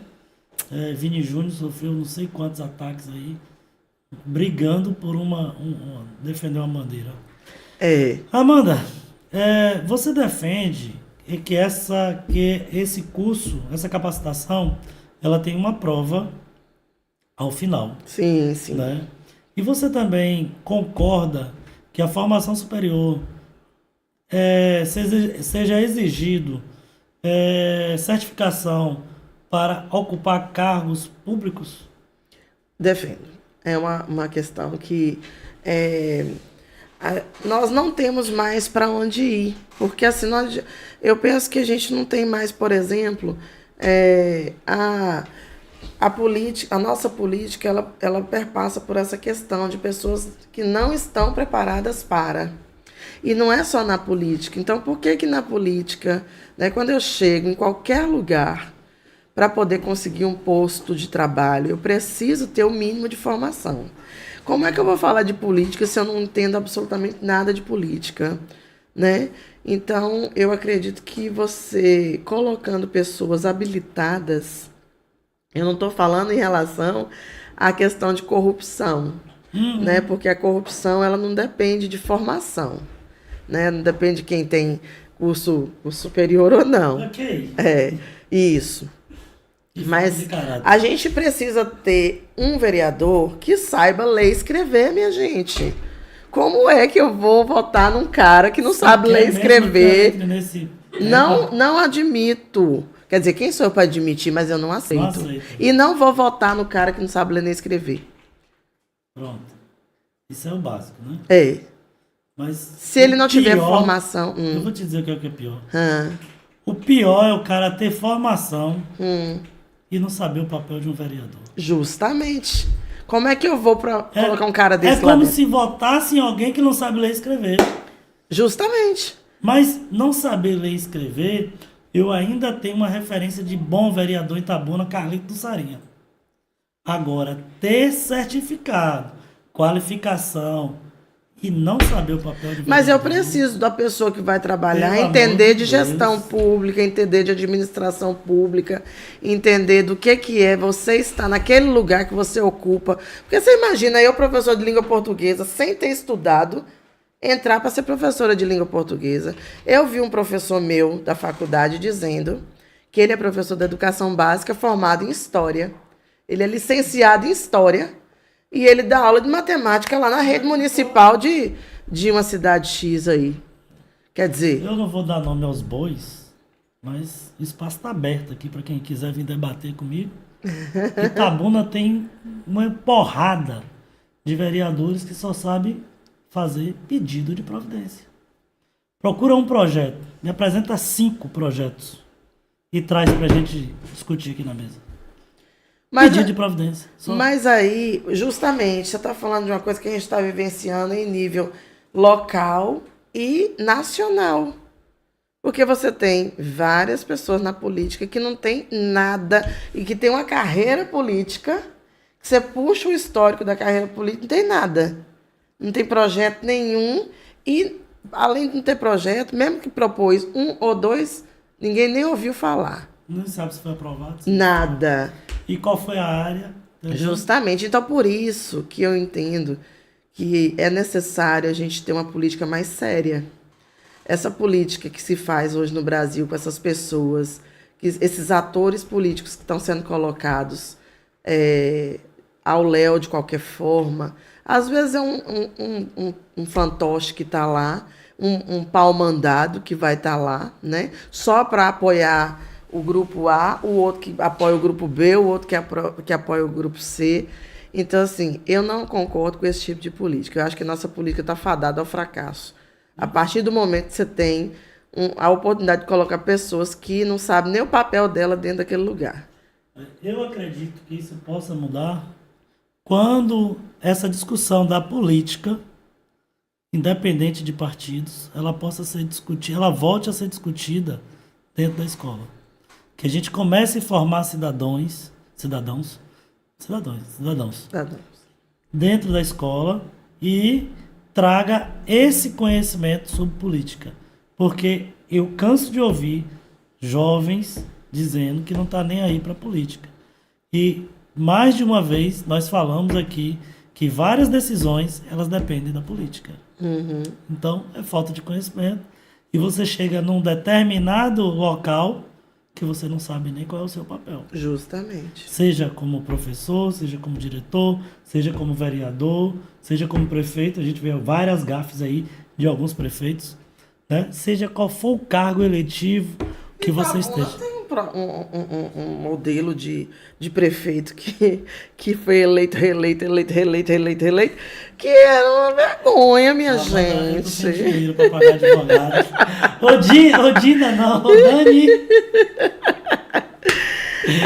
Dani, fica de olho aí, viu? Mas você sabe que. Chama no WhatsApp. Mas você qualquer sabe coisa. que talvez o problema não seja nem os atores que ocupam esses espaços, talvez seja a própria população que elege essas pessoas. Não.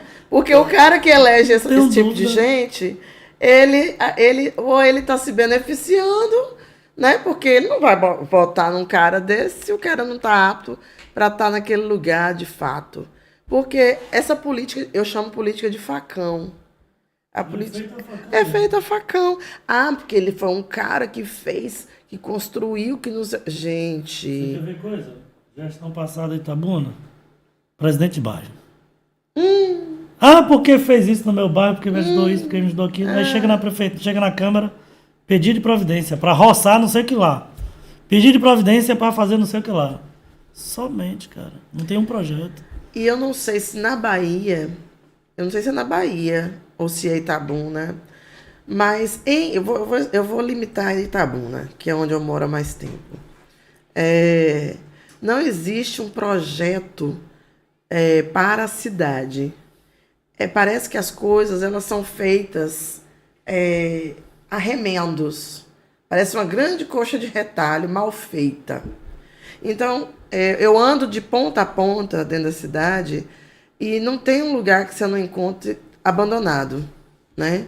E não existe um projeto para Itabuna. Não existe um projeto. A gente se fala assim, Tá. não é por mim, Não né? existe um projeto para melhorar a aparência de Itabuna, de um modo geral. Então, assim, o que eu assisto aqui é o seguinte: quando chega no período eleitoral, aquelas obras eleitoreiras que vem fazendo aquele asfalto horroroso, né? São 23 anos morando dentro de Itabuna. São 23 anos. Corta tudo aí. Pronto. Coloca outra cadeira e outro microfone aqui pra mim. Ah, é? Pronto. São 23 anos morando em Itabuna e eu só vejo os administradores, os prefeitos e, enfim, vereadores, pensando na melhoria de Itabuna no ano de eleição. Depois acaba tudo. Tanto é que a gente ficou, né? Essa última eleição com essas praças tudo fechadas. Não é que eu sou contra a obra, não é isso. É que eu acho que quando você está no poder, você precisa pensar como um todo. Então, assim, eu moro na Califórnia, tá uma tragédia. Eu chego no Vila Nália, onde eu faço cabelo e unha. Tá uma tragédia também. É uma na ponta, outra na outra, né? Eu falo assim, meu Deus, não é a Califórnia que está abandonada, é Itabuna que está abandonada. Aí você passa no meio, você passa no Conceição, você passa no Jardim Vitória, você passa no... tudo. A pavimentação em Itabuna, ela é urgente em todos os lugares, né?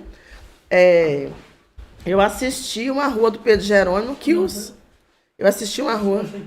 Acho que ele foi levar os microfones lá no Jardim... Eu assisti o povo de uma rua do Jardim não, o pessoal do Pedro Jerônimo, que se reuniu para colocar cimento e brita na rua, porque os carros já não subiam. Não, São Pedro e... não, Jerônimo. No Pedro Jerônimo, na rua de Luciana. Sim. O pessoal de Luciana que fez isso. Não, Vila Aí Nova. eu falei, Luciana, não concordo com isso. Ela, mas se não fizer, ninguém vai fazer. Quer dizer, Infelizmente. né? Então são 23 anos aqui em Itabuna. E vou dizer, o único prefeito que eu vi trabalhar pela pavimentação das ruas de Itabuna, não foi só de um bairro ou outro, foi Geraldo Simões. E ele perdeu nesse ano. E a Califórnia estava um buraco. Um buraco. Eu falo que começou com o Baldo e o Baldo também perdeu. Pois é. A Califórnia estava um buraco. O Geraldo deixou a Califórnia toda pavimentada, chegou. Toda pavimentada, toda organizada. E perdeu na Califórnia. Aí eu perdi como é que fala? A esperança na A política. esperança no povo da Califórnia. Depois eu entendi que é um processo muito mais particular do que... Porque quando você pensa política pública, você tem que pensar no público e no geral. Eu não posso pensar que a minha rua tem que ser arrumada. Eu tenho que pensar na cidade inteira. Como um todo. Ele senta aqui agora? Nesse instante. Quem ganha não pode governar somente para quem votou, né? Justamente. Então tem que ser para quem também não votou. E eu tenho que fazer a política com o fulano que eu apoio. E se o fulano que eu apoio não ganhou, eu tenho que fazer política com quem ganhou. Exatamente. Mas a política em benefício social do É povo. porque depois que ganha é a mesma coisa. Na minha visão, é a mesma coisa de você entrar no avião. Então ganhou, você entrou naquele avião, você não quer que o piloto deixe o avião cair. Então você tem que torcer ali para o melhor e conseguir aterrissar da melhor maneira possível. Mas quando o piloto que entra não sabe pilotar? Aí, meu irmão, é que a desgrama acontece. Aí não tem que torcer. Aí o papo Você é tem que reto. torcer para o avião não cair. De Porque fato. o cara que entrou não sabe pilotar. Exato, é aterrissar da melhor maneira possível. Justamente. É o pouso mais suave. O pouso mais suave.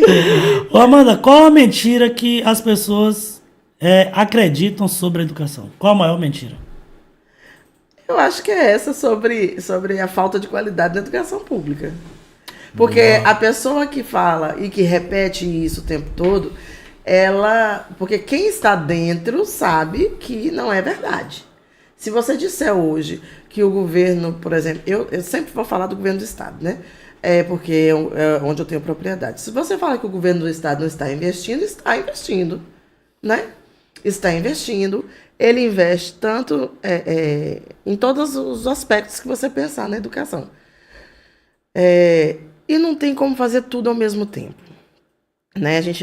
Uma pessoa que governa, ela não governa tudo ao mesmo tempo, mas ela melhora e melhora muito. Eu sou de 2007 até 2025, eu vi a educação dar um salto dentro desse processo aí, desse governo. Eu não conheço a educação do governo anterior a 2007, mas eu vi um crescimento, né, de 2007, uma valorização, né, de tudo.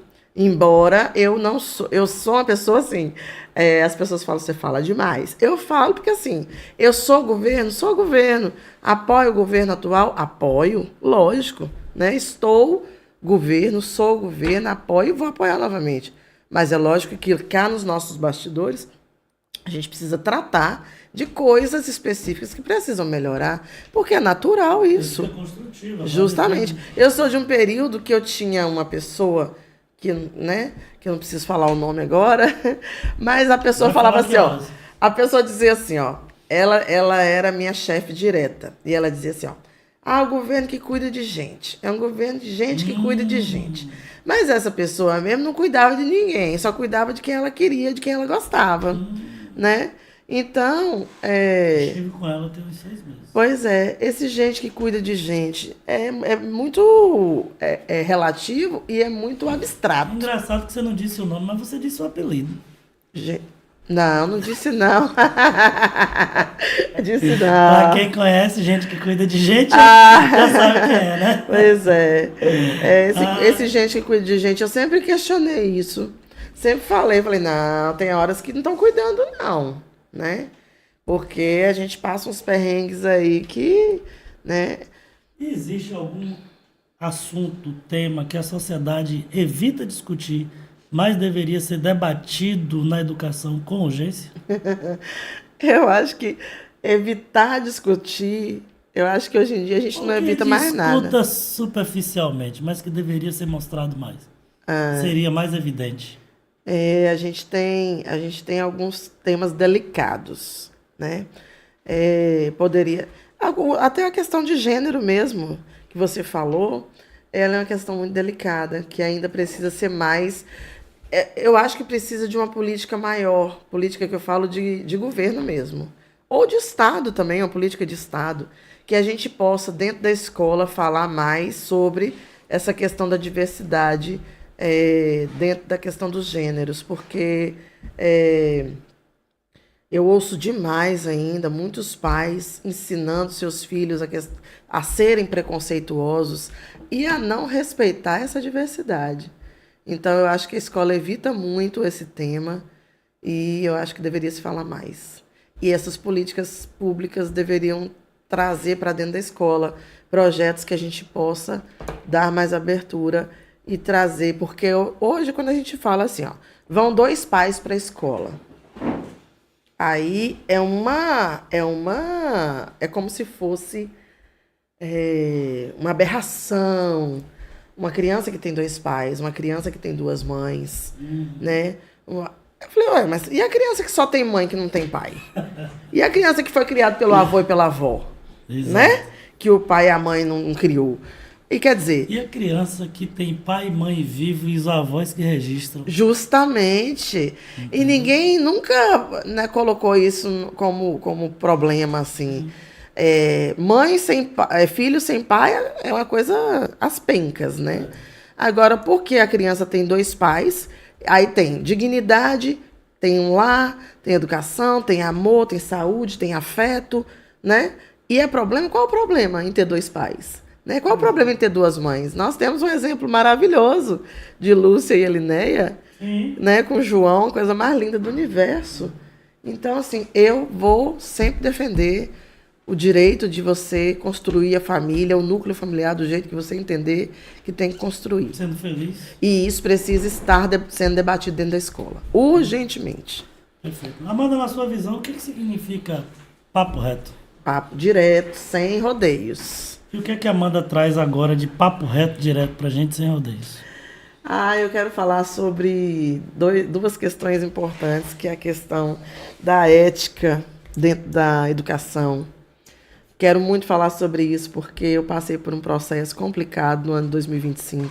Desde fevereiro de 2025, eu venho enfrentando um problema muito sério, que foi a falta de ética profissional dentro da educação, em Itabuna especificamente. Eu não atuo mais em Itabuna, mas eu tive minha imagem, meu nome atrelado a um problema específico, que não é o problema que a gente vai discutir aqui agora, mas a falta de ética, a falta de respeito, a falta de responsabilidade de pessoas dentro da educação e atrelada a outros atores da sociedade que não são da educação, mas que usaram a pauta da educação para dizer que estava defendendo, mas que veio hostilizando, caluniando e me difamando socialmente pelas redes sociais.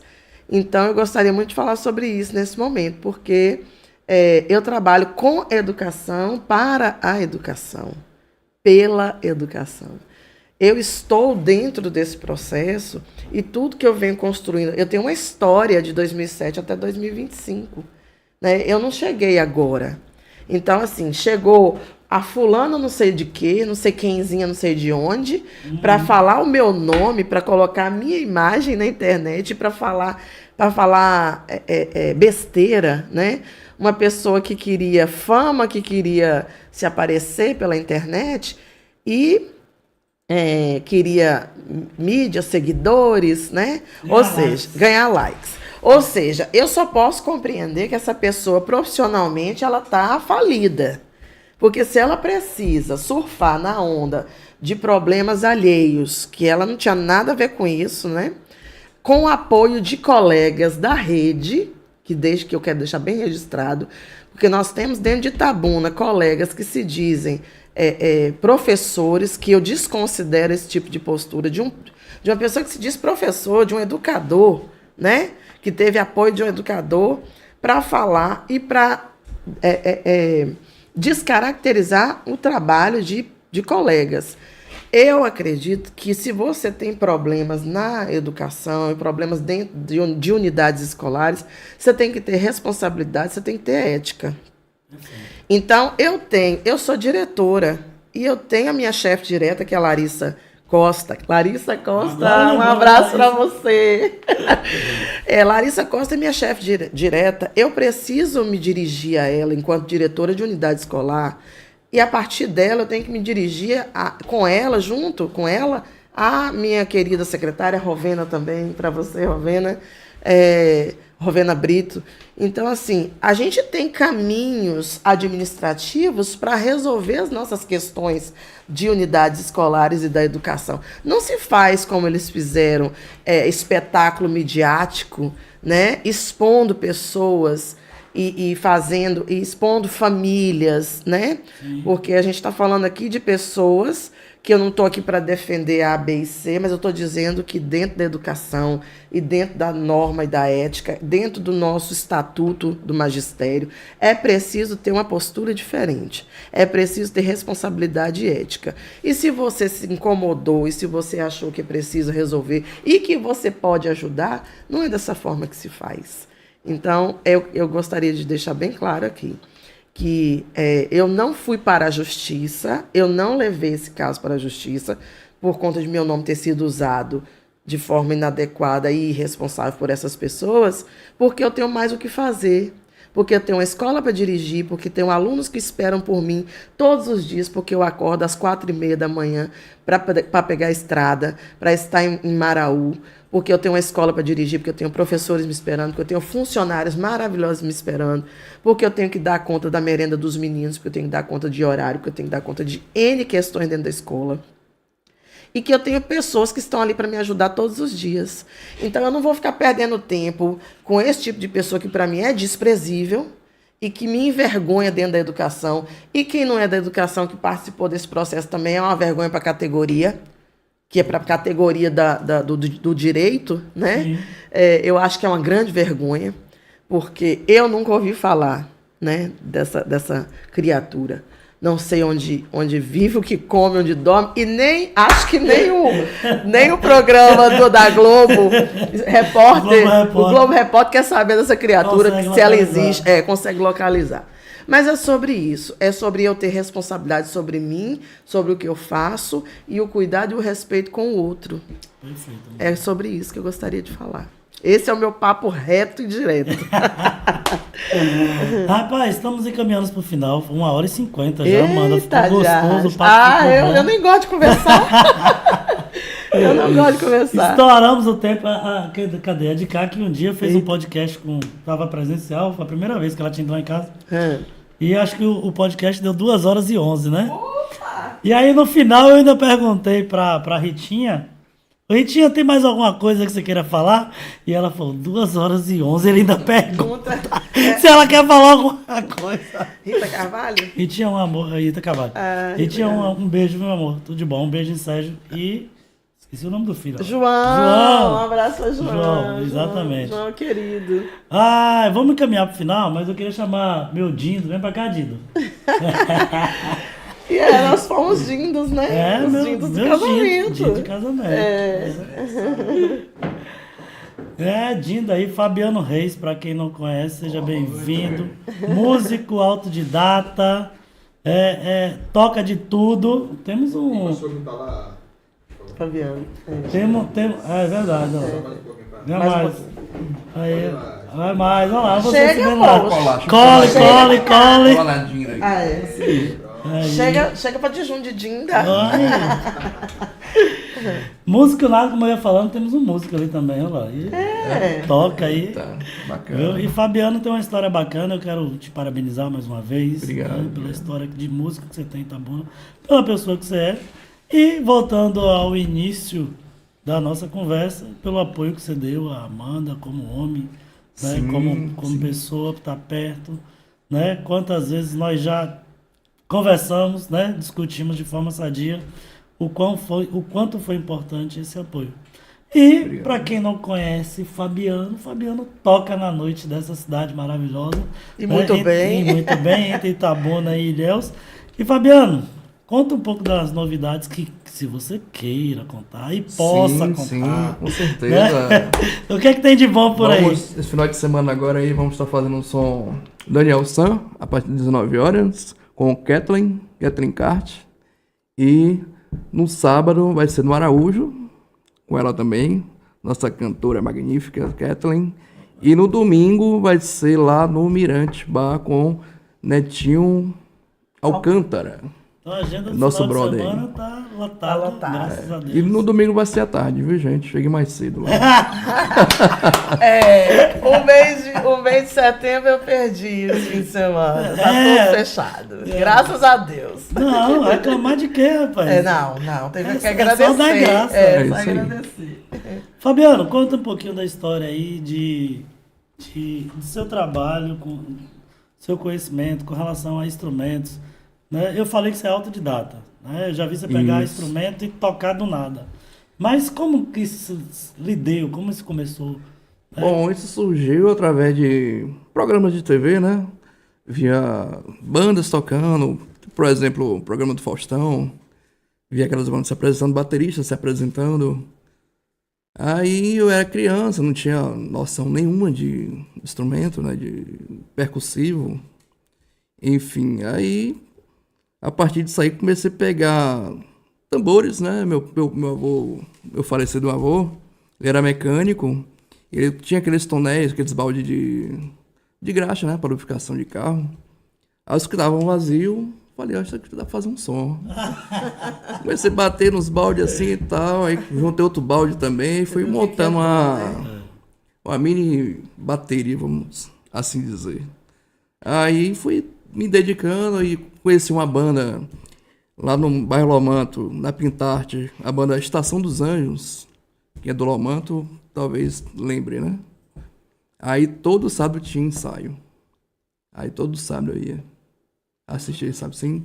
Nossa, né? E com essa bateria que eu montei, né? Aí chegava em casa, depois do ensaio, pegava tudo aquilo que eu tava assistindo, ouvindo, aí começava a tentar executar ali. Aí tive a oportunidade de chegar numa igreja, no bairro Odilon, e lá tinha uma bateria. Foi o meu primeiro contato com a bateria convencional. Aí, a partir disso aí, me identifiquei mais ainda. Aí fui me desenvolvendo, né? Indo pra lá pra igreja e tal. Aí teve uma fase na minha vida, depois de uns 2, 3 anos, essa banda, o baterista saiu. Eu já tava um pouco já desenvolvido. Apto, né? Aí, do nada, essa banda, o pessoal me chama, né, vamos fazer um ensaio? Vamos. Aí, caramba, velho, quando eu olho pra trás, assim, a banda que eu ia pra assistir, de repente, tocando com eles. Muito bacana. Esse aí foi muito surreal pra mim. Gratificante. Aí, desde então, até hoje, tenho mais de 20 e poucos anos nessa área. Muito bom. Show de bola. Eu fico feliz. Feliz que você está com Dinda, feliz que você está aí se realizando profissionalmente, Sim, aprendendo. Sim. Eu vejo seus esforços. Né? Já te falei várias vezes que tem muito degrau para você galgar, levando o nome de banda.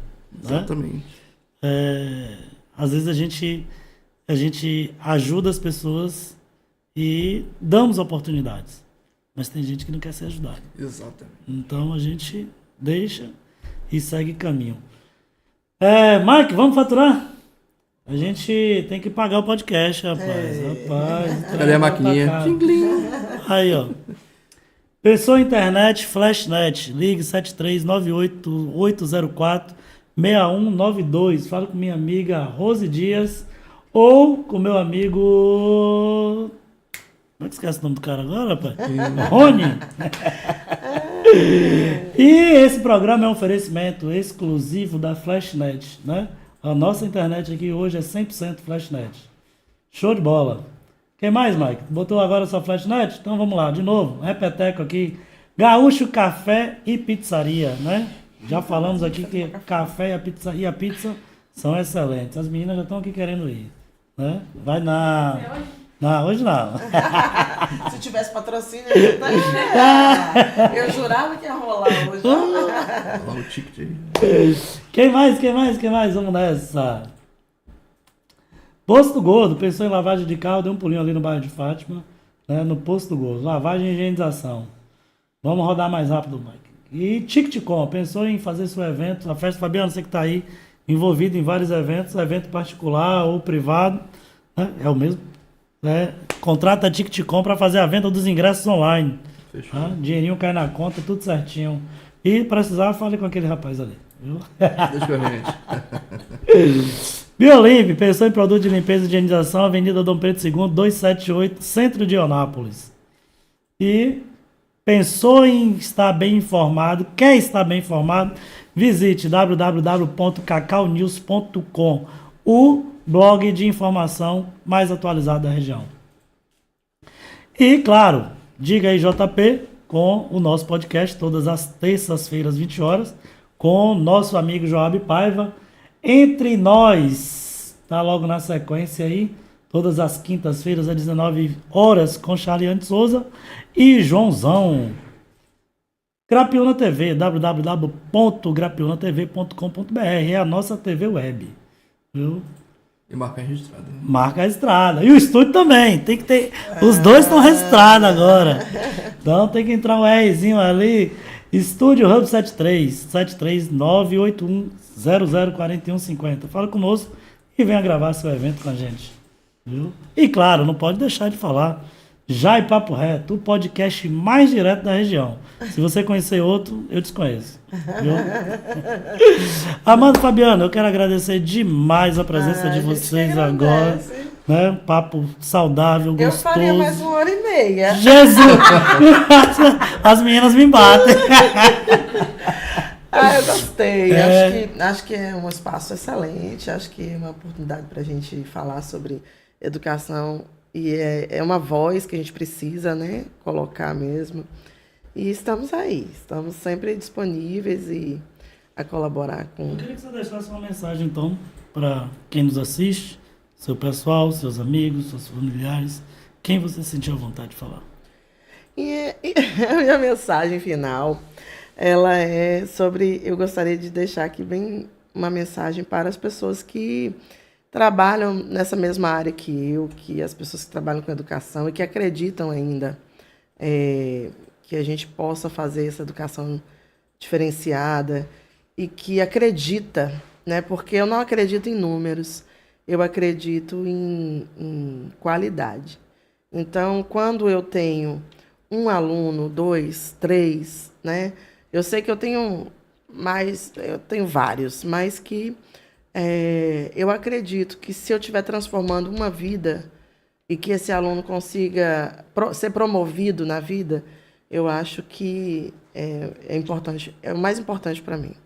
Então, nesse período de 2007 a 2025, eu tive a oportunidade de passar no Hospital Costa do Cacau e tive a oportunidade de passar no Hospital de Base de Itabuna e encontrei ex-alunos meus, enfermeiros, fisioterapeuta, médico, e foram meus ex-alunos me reconhecendo. E não só na área da medicina, eu acho que em qualquer área. Eu acho que esse é o maior privilégio da vida e eu quero deixar isso para a posteridade. Se um dia não estiver mais aqui, eu quero que alguém se lembre que foi da época de Amanda. Isso foi da época de Amanda. Eu acho que é isso que eu penso que faz sentido na vida. Eu preciso deixar um legado para a sociedade. Um legado que as pessoas vão lembrar, assim, positivamente, né? Vamos lembrar quem foi a Amanda, né? Agradecer a você que me deu essa oportunidade, né? Uma pessoa que teve essa sensibilidade, né? E agradecer a meu lindão aqui. Eu sou suspeito de falar, o legado que ela vai deixar é um legado muito bonito, viu, cara? Você conhece mais de perto, né? Eu sou suspeito de falar. A sua mensagem, qual mensagem você deixaria hoje para o público da gente? Que as pessoas tenham mais compaixão, né? Mais amor e atenção com seus filhos, né? porque estamos vivendo uma era muito difícil, muito difícil. Depois da pandemia, então, só coisa ruim que está acontecendo. Então, fé, né? Acreditar muito em Deus aí, vamos orar, vamos se unir. Show de bola. Amandinha, Valeu, um querido. beijo. Obrigada. Deus abençoe Obrigada sempre, você sabe que você mora mesmo. no meu coração. Irmão, Você também. Obrigado, irmão. Tamo junto. Obrigada. É o famoso gato. Miau. Gente, muito obrigado por assistir até aqui. Até o próximo programa, se Deus quiser. Um beijo a todos.